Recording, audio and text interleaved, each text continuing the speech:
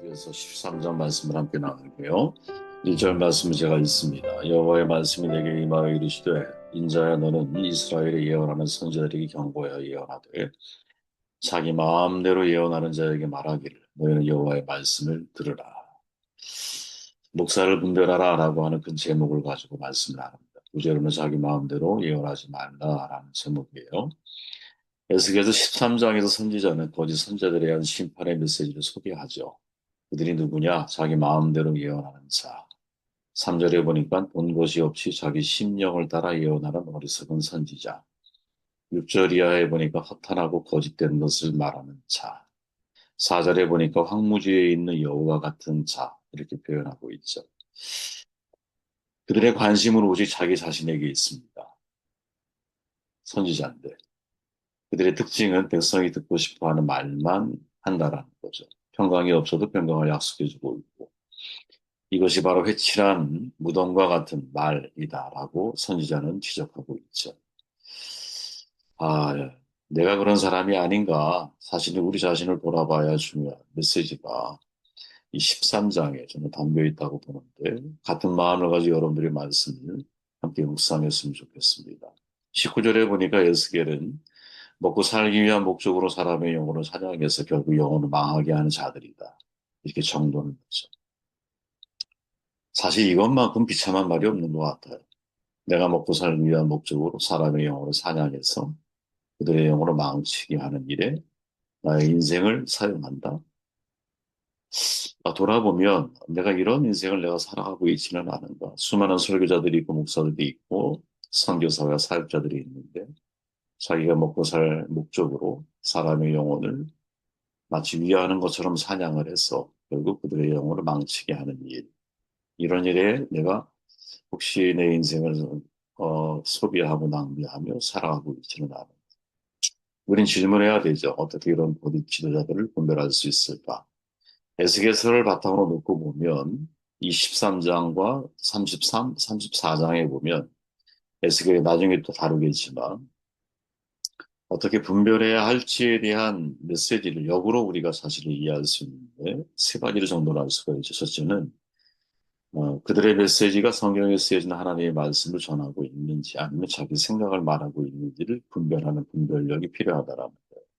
둘째는 그들이 양들을 거룩하게 세우는 일을 관심하고 있는지 아니면 자기 이익을 채우는 데 관심하고 있는지 이걸 봐야 한다라는 거죠. 그리고 세 번째는 하나님의 말씀의 반응을 비록 사람들이 하지 않더라도 계속해서 하나님의 메시지를 충실하게 전달하기 위해서 애를 쓰고 있는지 아니면 사람의 반응이 없을 때는 메시지를 아주 불성실하게 준비해서 혹은 그냥 어, 하나님의 메시지가 아님에도 불구하고 위에 있는 말씀처럼 너희는 여호와의 말씀을 들으라.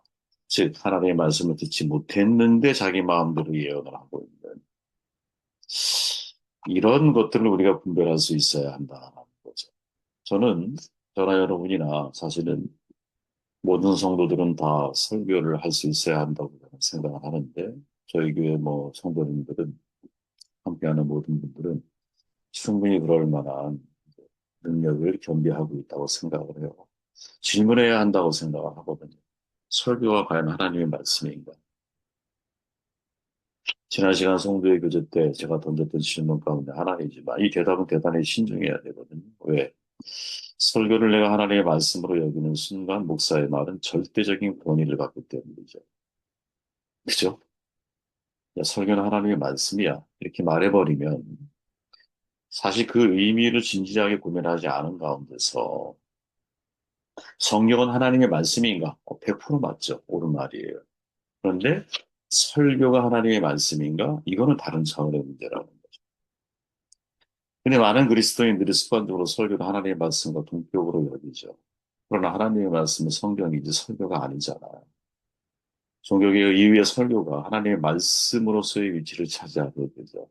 제일 중요한 건 칼빈의 영향이 제일 컸는데, 저도 이제 칼빈주의에서 공부를 했잖아요. 원래 아신 데가, 예전에 한철아 총장님이 계신데, 그분은 뭐 칼빈주의의 정통 한 분이시고, 그냥 오직 코람 내용을 그렇게 강조하셨던 분 가운데 한 분이고 굉장히 인격적인 분이셨던 걸로 기억이 돼요. 거기에 종교개혁의 필수죠. 오직 성경으로 라고 하는 개혁 원리 가운데 하나는 이것을 굉장히 강조했죠. 카톨릭에 비해서 예배 의식이 간소화되면서 당연히 설교의 비중이 높아지게 됐어요. 그리고 종교개혁 이후 등장한 정통주의는 성경 무호설 혹은 축자연감설 이거를 교리로 삼았잖아요. 어, 저는 성경 영감서를 믿는 그런 편인데 그런 입장인데 축자연감 글자 하나하나가 다 다시 하나님의 계시된 말씀으로서 권위를 인정하는 거죠. 분명히 성경에 오류가 있거든요. 근데 오류를 인정하지 않고 오류조차도 하나님의 섭리 가운데 있다 이렇게 받아들여요. 그게 문제가 많죠.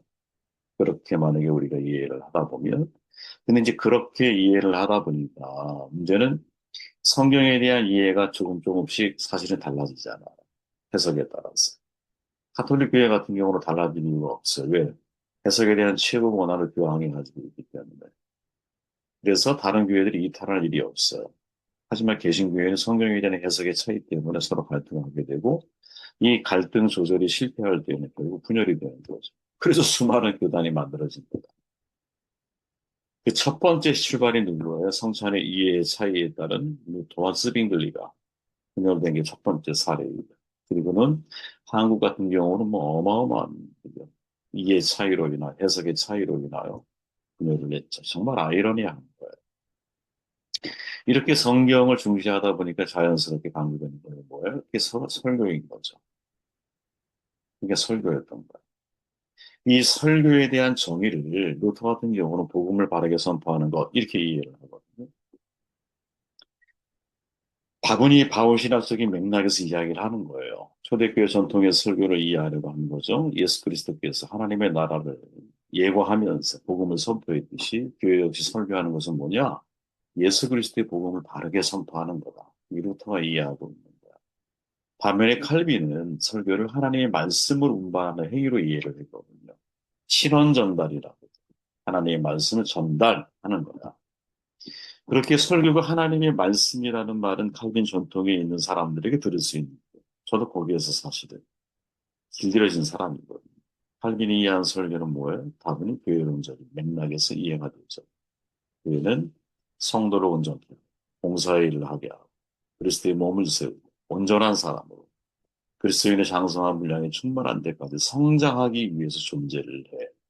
이때 이 기능을 수행하는 도구가 뭐냐? 그게 설교라는 거죠.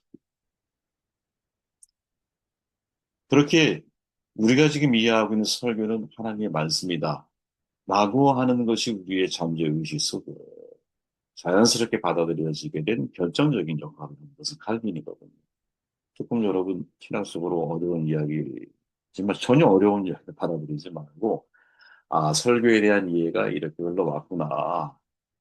아, 종교개혁 이후에 예식이 이제 간소화되면서 성경에 대한 비중이 높아지고 성경을 전달해가는 과정 속에서 종교개혁자들의 해석이 루터 같은 경우는 복음을 전달하는 거라면 칼빈 같은 경우는 하나님의 말씀을 대언하는 거라 말이죠. 그러다 보니 사실은 우리의 의식 속에서 많은 사람들이 설교가 하나님의 말씀이다라고 하는 인식을 갖게 만든 중요한 사람, 역할을 했던 사람 가운데 한 명은 칼빈이라는 거죠. 설교에 대한 강조는 여러분 개신교에서 너무나 당연한 현상이었어요. 현대 신학에서 누구보다 설교를 강조했던 사람이 바르트잖아요. 바르트라는 사람. 정통주의와 유사한 생각을 가지고 있거든요.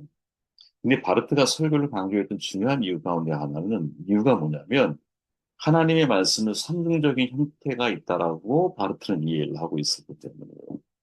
계시된 말씀이 있다면 기록된 말씀 우리가 지금 보고 있는 비록 이게 원본이 아니지만 기록된 말씀이 있잖아. 이 기록된 말씀이 선포된 말씀이 될 때, 이게 선포된 말씀, 이게 설교라고 보는 거죠. 그래서 바르트에게 있어서 설교는 뭐냐면 인간의 언어로 선포된 하나님의 말씀이야. 인간의 언어로 선포된 하나님의 말씀. 이 말씀을 우리가 해석하고 이해할 때 정말 주의를 해야 되는 거죠. 바르트가 인간의 언어로 선포된 하나님의 말씀을 이야기할 때 그 속에 중간에 누가 있냐면 성령의 역사가 있는 거거든요. 그러니까 하나님의 말씀이 성경이 선포된 말씀이 되어지는 과정에서 전달되어지는 것은 인간의 언어잖아. 사람의 말을 통해 전달이 되잖아. 그러나 이게 사람들에게 하나님의 말씀으로 받아들여지는 과정 속에는 누가 반드시 동원이 돼야 돼요? 표현이 좀 그러네요. 누가 역사해 주셔야 돼요? 성령께서 역사해 주셔야 돼요. 성경은 하나님의 감동으로 된 것이기 때문에 성경이 내 안에 자리를 잡으려면 하나님의 감동이 나에게 주어져야 돼요. 하나님의 역사. 그죠? 우리의 믿음 속에는 은혜가 전제돼야 돼요. 저희가 은혜로 인하여 믿음으로 말미암아 구원을 받는 거야. 이때의 은혜 속에는 성령의 역사, 성령의 은혜가 포함되어져 있는 거죠. 그렇게 설교자는 항상 이것을 기억을 해야 하는 거야. 하나님의 계시된 말씀을 선포된 말씀으로 바꾸는 과정에서 비록 나는 인간의 언어를 가지고 말을 하는 거예요. 그러나 이 속에 반드시 누가 성령의 나타나심이 있어야 되는 거죠. 한 사람 한 사람에게 어떤 말씀의 씨앗을 저분들이 하나님의 말씀으로 이해하고 받아들일 수 있는지. 이거는 사람의 영역, 선포되어지는 순간 성령의 도구가 되어서 성령께서 역사하실 때 그 말씀은 하나님의 말씀으로 사람들에게 받아들여지고 수용이 되어질 수 있는 거죠. 그렇기에 인간의 언어로 선포된 하나님의 말씀으로서의 설교는 반드시 두 가지 문제를 복원해야 하는 거거든요. 이게 오늘 저와 여러분이 명심해야 할 핵심일 거예요. 성경에 대한 명확한 해석.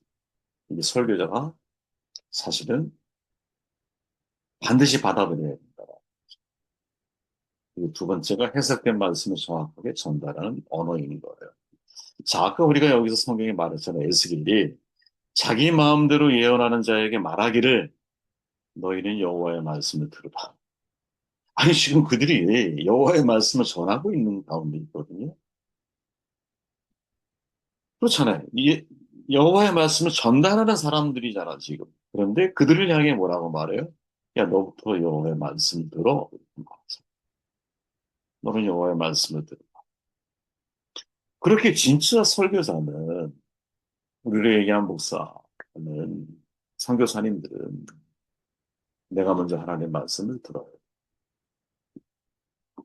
사도행 6장에 보면 사도들이 말하죠. 기도하는 이가 말씀 사역에 힘쓰리라. 여기서 말씀 사역의 헬라어 성경에 보면 말씀의 봉사라는 말로 번역을 하거든요.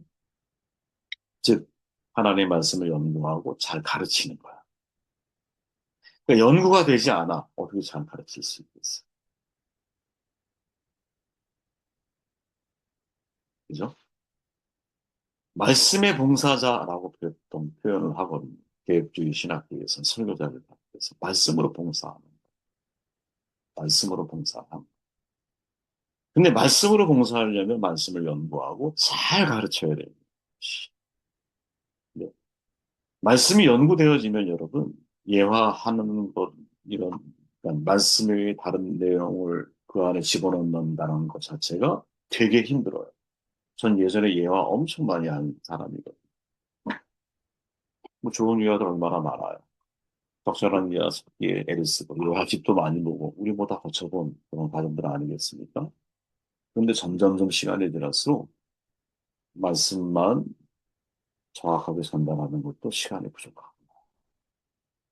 그래서 스스로 뭐랄까요? 개인적인 인간적인 이야기나 이런 것들을 좀 자제하려고 애를 많이 써요. 잘 안 될 때도 있지만. 네. 그리고 이 말씀을 듣는 성도들은 어떻게 반응해야 되느냐. 자, 보십시오. 인간의 언어로 선포된 하나님의 말씀이잖아. 근데 그때 성령께서 역사하시잖아. 그럼 어떤 사람에게 성령께서 역사하시고 하나님 말씀으로 그들 가운데 전달이 되게 해요. 이게 베레아 성도 같은 사람들인 거예요. 말씀을 받고 이것이 그러한가 하여 날마다 성경을 상고한다. 이 상고한다라고 하는 아나크리노라고 하는 말, 자세히 공부한다라는 말, 자세히 비평한다 이런 말이에요. 비평하기 여기서 나왔습니다. 크리노고란다고 단어에서 비평하는 거예요. 진짜 그 말씀이 정말 하나님의 말씀입니다. 오늘 목사님이 전달한 말씀이 전하신 말씀이 진짜 하나님의 말씀인가, 진짜 정확한 말씀인가를 같이 함께 고민하는 거죠. 같이. 그럴 때 성령께서 그 속에 은혜 주시고 역사하시는 것이 아니겠어요.